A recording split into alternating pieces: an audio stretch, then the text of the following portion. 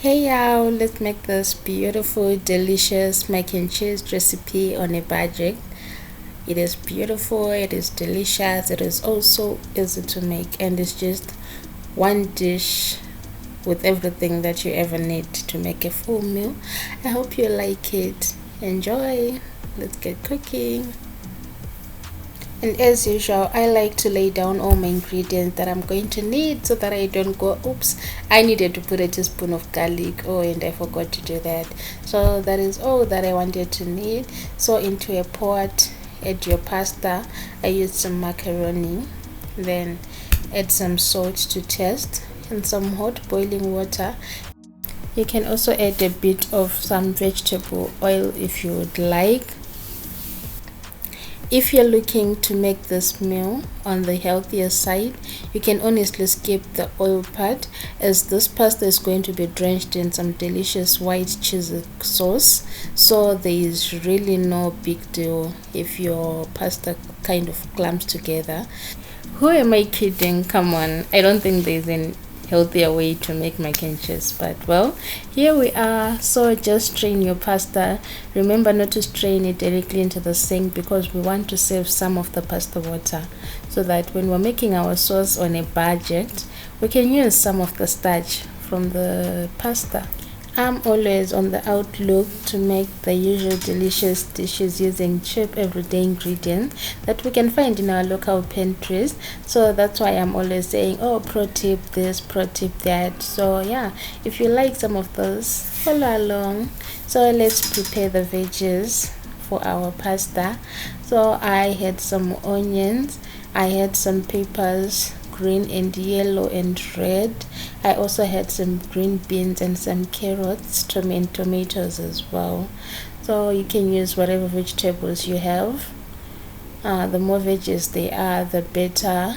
If you're cooking for your little ones, you can consider blending them in a blender, so that you just try and hide everything in there.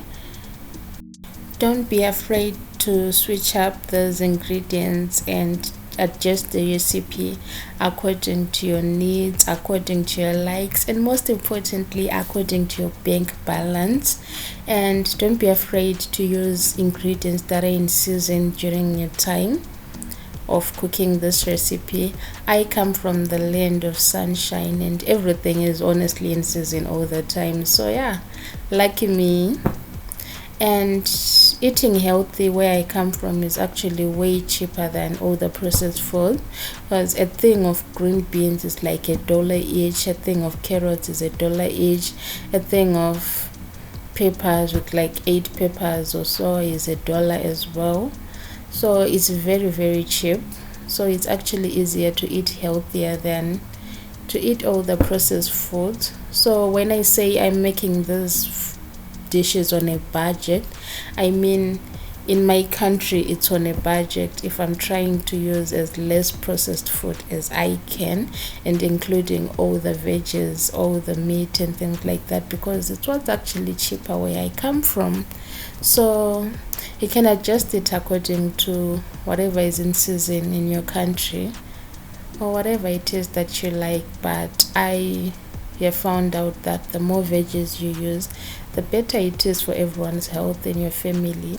And also try to research the maximum benefit of vegetables versus the preparation as well as the cooking methods.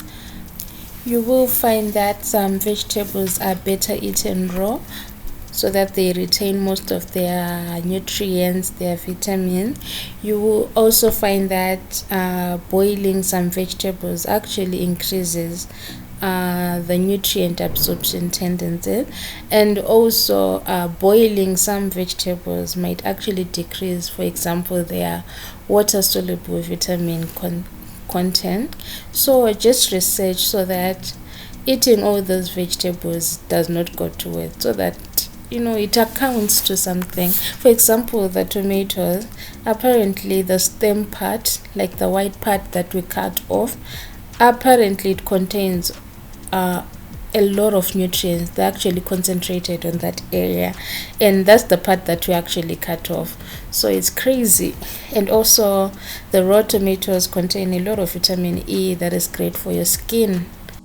Carrots, for example, have a good concentration of nutrients on their skin that we actually peel off. So if we are going to go through the trouble of cutting vegetables and cooking them, we might as well get the maximum benefit. So let's make some meat. I added some vegetable oil into a pan and let it sit until it was hot. Then in went my ground beef. I used 2 little things of ground beef. You can use ground pork, you can also use ground chicken as well. I had beef, so that's what I used. So I just let it brown. Just keep stirring and separating it until it's all cooked. I like to brown my meat all the time. If you've watched all my previous videos, you know that I'm a big advocate for saute your meat, guys. Always brown your meat first. It actually releases a lot of flavors from it. There is a very big difference between meat that's been browned a bit in some hot oil and that which has just been poured into a liquid. Very big difference. So crank your stove onto high heat and brown your meat and keep stirring it so that it doesn't burn on the bottom. It's okay if you can't afford the premium steak ground beef. Just buy the one from the economy section of the butchery. Just make sure to marinate it 1 to 2 hours before you cook, and make sure to add something acidic like vinegar or lemon juice to your marinade to help tenderize the meat, and you're good to go. So I just went ahead and seasoned my meat. I used 7 colors. I used cayenne pepper, I used paprika, I also used freshly ground black pepper. I used a mortar and pestle to ground mine. Then I also used some onion powder and some garlic powder. Just use whatever spice combination it is that you like. Everyone has those favorite spices that they have in their spice drawer, and they've used the combination so many times and they know they taste really good.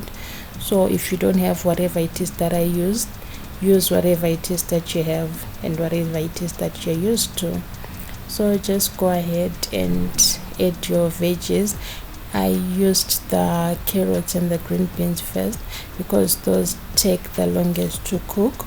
So I usually add those while I'm still browning my beef and let them cook together.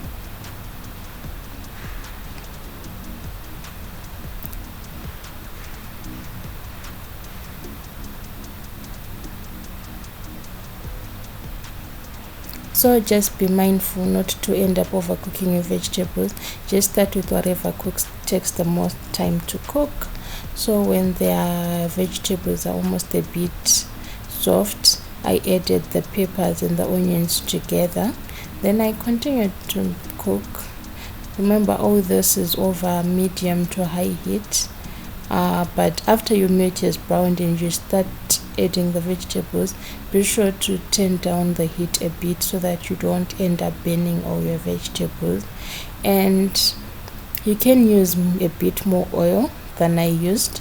You can use butter as well, but I am using a non-stick pan, so there was no need to add a lot of oil to help with the browning. So I just used just a bit of oil.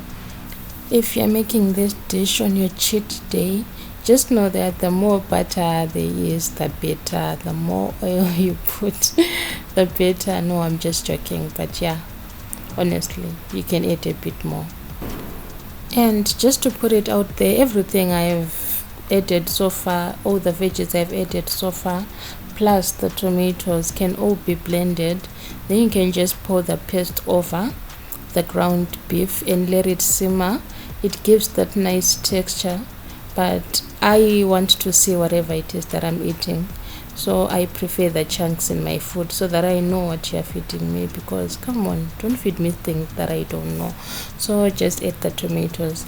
I like to use fresh tomatoes. It's okay if you've got tomato paste as well. It's okay if you have the canned tomatoes. Like I said, where I come from, those things are really cheap. Like a plastic bag with tomatoes cost $1, and there's like 20 or so in the bag, so they are really cheap. So I just use the fresh tomatoes when I'm cooking. So just let it simmer down for a bit, and you keep stirring now and again until your tomatoes are all fully cooked. You can choose to leave the chunky vegetables like I did, but blending your tomatoes or actually using a grater will cut down on the cooking time, because the moment you put them in there, they're almost ready to go. And so yeah, that's a pro tip. I cut mine because, come on, that girl was like, oh, I'm not going to blend my tomatoes because that's one more thing to wash when I'm done cooking. I'm like, oh, that's one more dirty dish to wash with all its crevices and everything. No. So if we can keep the blender clean, we're not going to use the blender. So we're already using the cutting board and the knife. That is why we cut our tomatoes. So if you've got a dishwasher, or if you love doing dishes, guys, go ahead and blend those tomatoes. Go ahead and blend those veggies and make it look aesthetic, make it look nice. But as for me and my household, we work under energy saving mode. We love to conserve some energy as much as we can. So that is just a mixture of some freeze dried stock, as well as a few spices, as well as some cornstarch. If you don't have those sachets like we do in my country, just add some cornstarch and then add some stock, and then just adjust your seasoning. Just taste and make sure that you have everything going. You might need to add a bit more salt and things like that, but it's totally doable without those sachets. Whether you're using the sachets or the cornstarch, just make sure to cook it a bit in the pan with the oil and everything before you add your liquid. This is just to help brown the cornstarch and remove that doughy texture, like flavor that you usually get when you pour flour into a liquid and you pour it directly into your stew. Then I just added water. I could have added stock, but I didn't have any. I usually like to make my own stock, and so I was a bit out. The store-bought one is a bit too pricey, so I usually just make my stock from scratch and keep it in the freezer, but I didn't have any, so I just used some water. The sachets have some stock anyway, so it worked out just fine. Just keep stirring and mixing until everything is well combined, and just let it simmer on the stove for a few minutes, and after which your stew is ready.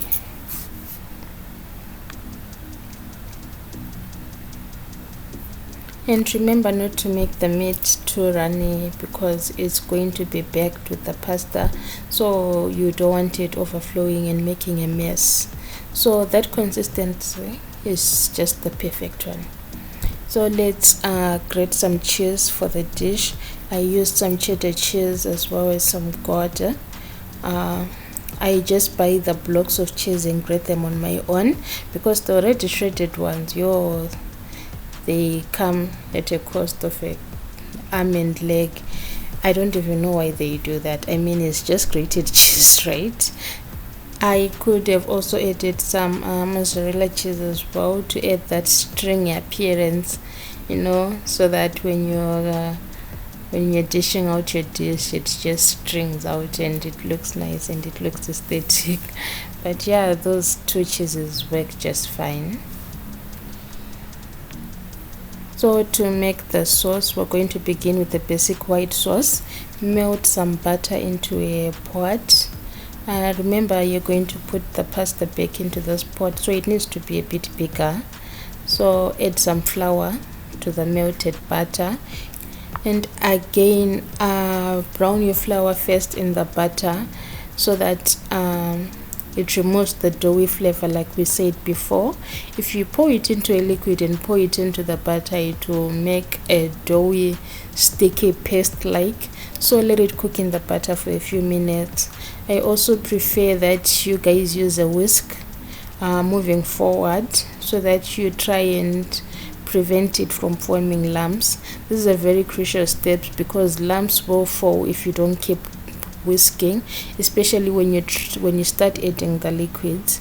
So yes, lumps may form, so it's either you use a whisk or you use a spatula, but make sure you're stirring really well, like you're really going in and making sure to stir every now and again.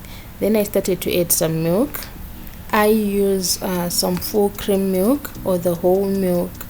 It's a substitute for cooking cream. If it's what you have or if it's what you can afford, then that's good to go as well, but I found that the whole milk works just fine.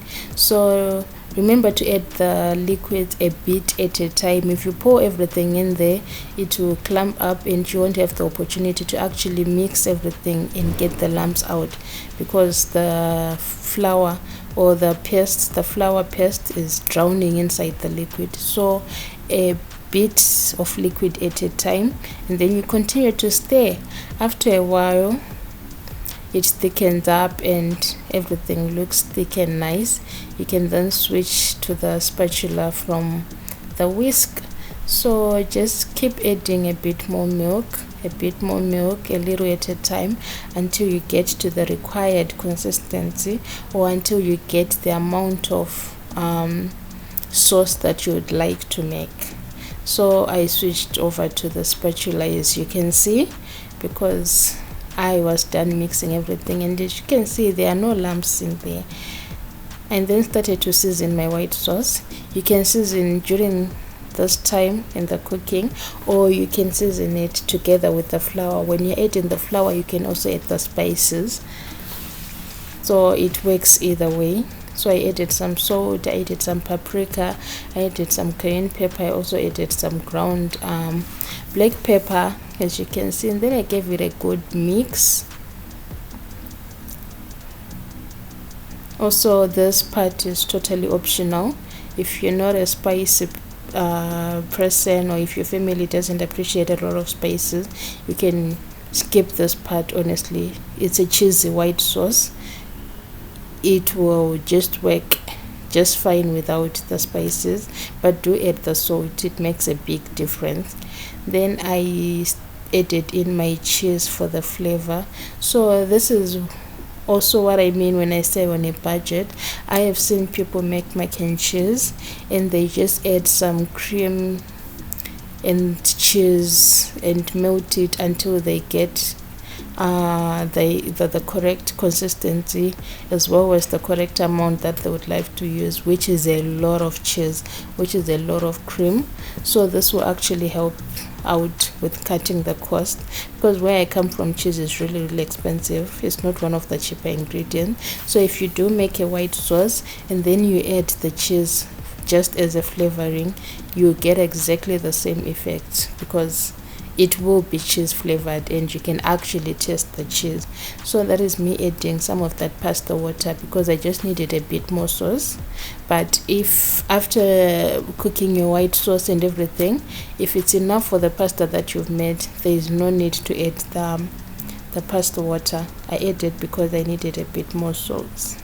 So I just let it simmer away for a bit, but remember to stay now and again so that you don't burn that flour. It will burn on the bottom of the pot. Then I added my pasta. Add a bit at a time as well, so that you don't put too much. Remember, we want the pasta to fully be coated in the white sauce, and we also want it to still be a bit runny, to still have a bit of white sauce, because this will go into the oven and it will dry up in the oven. I honestly could have left it at that point, but I just added a bit more pasta because I still had a little bit of pasta left, and Lord save me from this heartbeat. I was like, I'm not going to throw this pasta away, I might as well just add it in there, it will not make a difference. So yeah, I added it and just keep stirring. Remember, if you leave it on the stove, it will burn on the bottom, because now this is a very very thick sauce. So to assemble, I just took a casserole dish. I had the square medium sized one. Then I just scooped up the ground beef that we made earlier on and just spread it evenly into the casserole. So I usually just use a third of the beef to 3/3 of the pasta. It doesn't need to be half and half.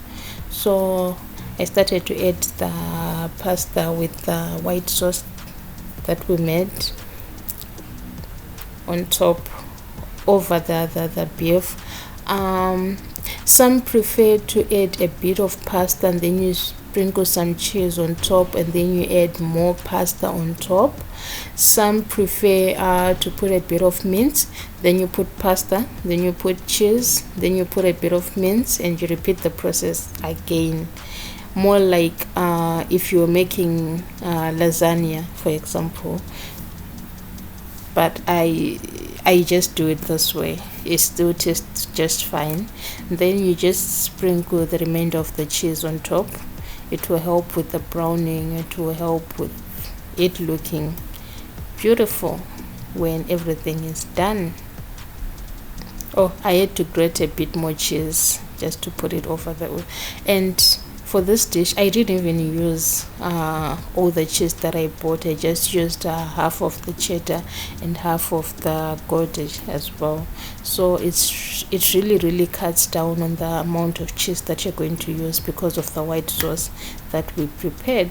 So just put it into a preheated oven.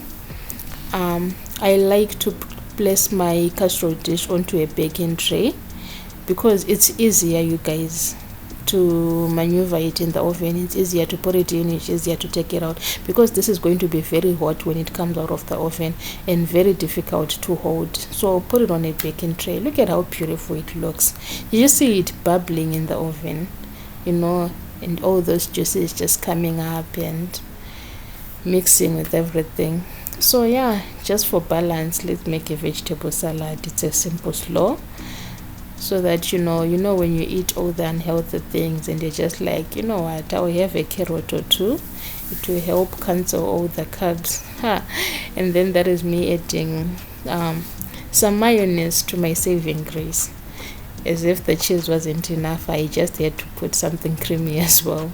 So I just added mayonnaise to some shredded cabbage, some carrots, some peppers, some onions, some tomatoes, as well as some cucumbers. So that is what I usually add to make my slaw. You can use whatever it is that you have. You can also skip the mayonnaise and prepare your own salad dressing. There's some videos that I've made that before, where I just use some vinegar, some ground black pepper, some paprika, things like that, and just make my own dressing. That's an option as well, but I used mayonnaise, I used Dijon mustard, I also used some ground black pepper and some salt to make my slaw. So that is what it looks like. It's really delicious, and it's got a lot of veggies in there. So let's dish out our pasta. I just scooped out a decent amount. Look at that, you guys. Look at all the meat, look at all the pasta on top. It's really delicious, trust me. And the fact that it's just the one dish in all, that will make a very beautiful meal. Like, it's got the meat, it's got the pasta, it's got the veggies in there. So yeah, just dish out a decent amount into a plate and you add your salad on the side, you know, for control purposes. And that is all from me. I hope you enjoyed. I hope you do subscribe. I hope you do like. I hope you do share these videos with your loved ones. And I will see you guys in the next video. Bye.